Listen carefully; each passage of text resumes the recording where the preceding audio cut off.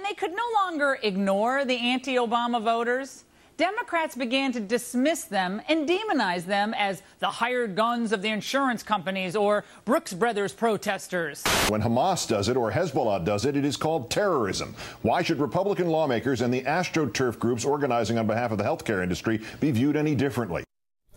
Now the press trying to unravel allegations that the Republicans have planted some of these protesters and countercharges that the Democrats are trying to discredit legitimate dissent. Joining us now to talk about the coverage of President Obama's health plan and whether he's getting a bit overexposed on television in New York, Mark Halperin, editor-at-large and senior political analyst for Time magazine and author of the blog The Page.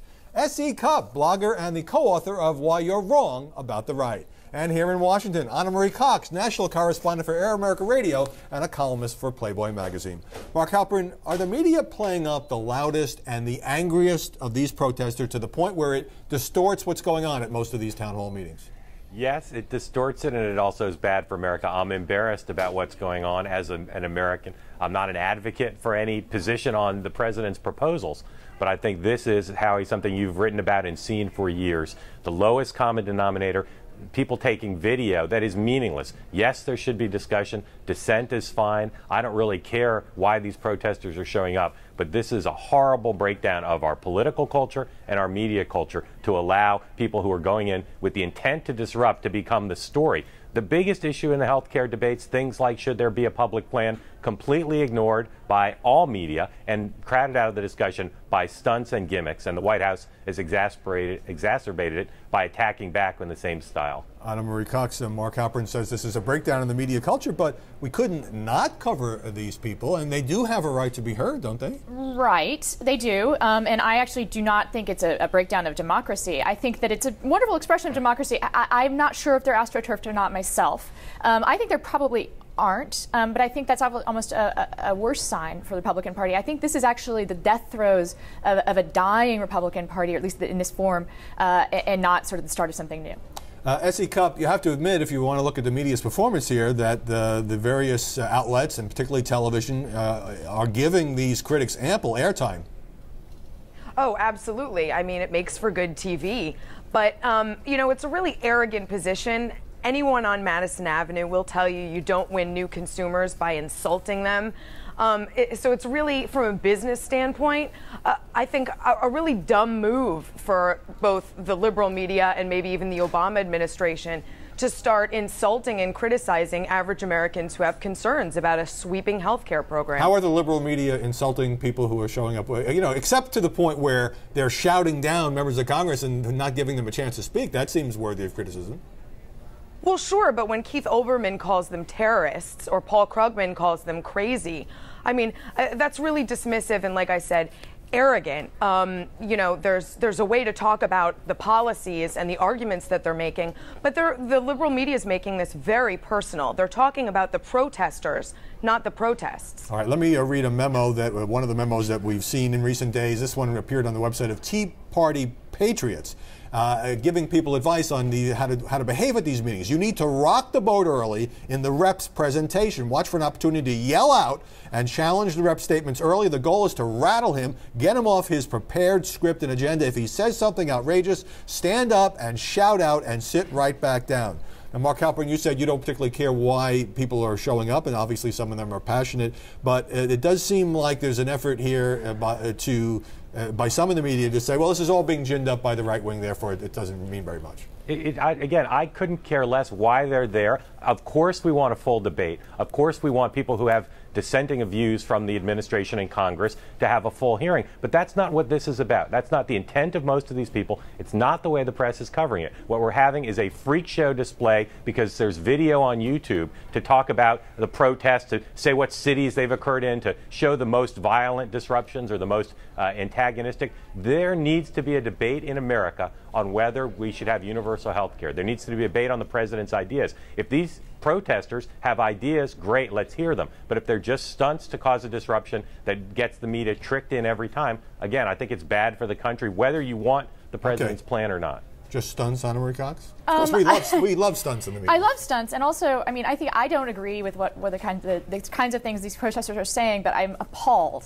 that Mark is calling it something other than what it is, which is a raw democracy. I also think they give us time, we'll start ignoring them. We in the media will start ignoring these people, much as we ignore Code Pink now.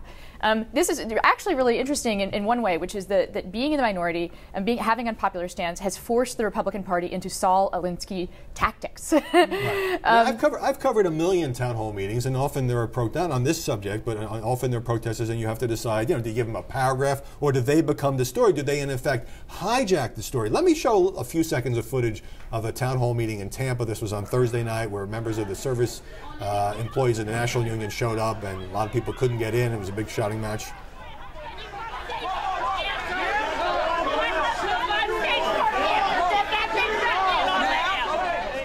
Let me turn to S.E. Cupp. It seems to me that what we have now playing out on the media battlefield is a fight for the control of the images. And right now, the media seem to be conveying a sense that much of America is rising up against the Obama health plan. Well, when they're covering it at all, like we saw with the Tea Parties, if you read the New York Times, they simply didn't happen. When these are covered, by the liberal media, they're covered in a very, I think, biased way.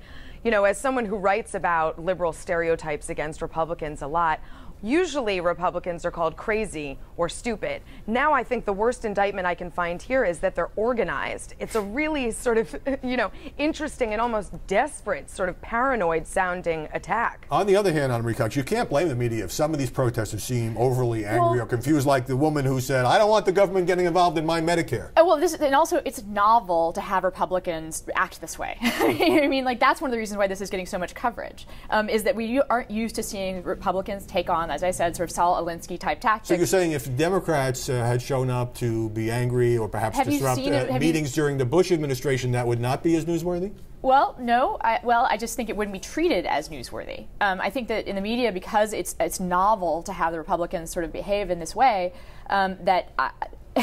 that's why we're covering it. If this becomes commonplace, we'll stop doing it, Let me turn to the role that President Obama is playing. He, of course, on TV all the time, particularly talking about health care, among other issues. And the question is starting to be asked about whether we're seeing too much of the president, of the salesman-in-chief. Let's roll a montage that we've put together about some of his appearances in recent months. I do think in Washington, it's a little bit like American Idol, except everybody is Simon Cowell. Meredith, as the commander-in-chief, I hereby order you to shave that man's head. Well, Terry, oh my God, it's Five Guys. Yeah, that's where we're going. Wow. Look, the Katie. I hate to say this because my brother-in-law's in the Pac-10 right now, but Pac-10's been looking pretty weak this year. We got a gym right over there. Mm-hmm. The world is a better place for the world you create on Sesame Street. And Mark Halperin, is the president out there a bit too much? And are the media complicit? I mean, every program wants to put him on, including apparently Sesame Street. He is a great content provider, and he's going to continue to do it. There is this debate about whether it's too much. Yeah, I think it's a relatively meaningless debate in the sense that he's not going to stop. He is a fantastic performer, and his consistency is extraordinary.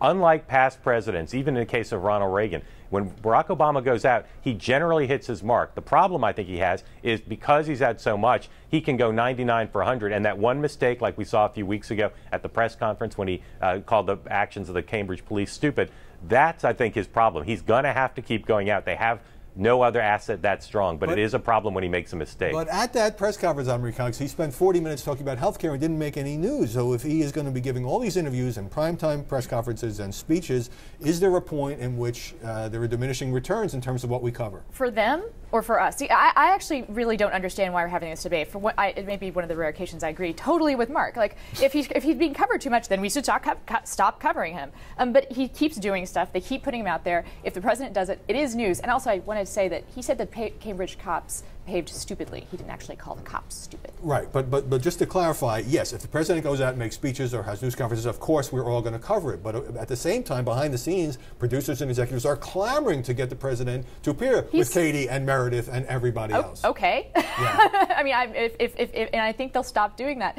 Some of these things are just, I mean, sort of as with the coverage of the protesters, they'll stop doing that when he stops giving the ratings. You know.